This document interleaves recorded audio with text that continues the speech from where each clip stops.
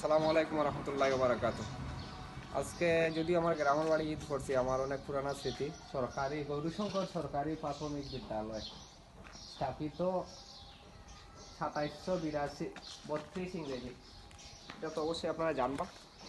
এই স্কুলে আমরা মূলত লেখাপড়ার উৎসর্গ। আমরা অত্র এলাকার যেমন গৌরীশঙ্কর মেশঙ্কর বৈরাই বলেন, আলমপুর বলেন, সবাই আমরা এখানে ক্লাস করতাম। ইয়াং জেনারেশন ছোট বড় সবাই সরকারি হিসাবে আমরা এখানে ক্লাস করতাম।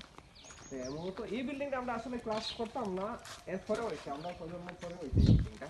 আমরা যে প্রজন্ম যেটা পাইছি ওই বিল্ডিং, যে বিল্ডিং এখন আসলে আপনারা দেখাইতে হবে। এগুলো আগে আসলে একটা মাঠ, মানে ক্ষেতের জমিন। এখন হয়তো জায়গা কেনার পরে এই বিল্ডিংটা ওকে হয়েছে।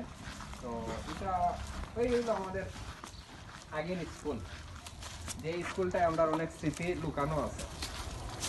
আর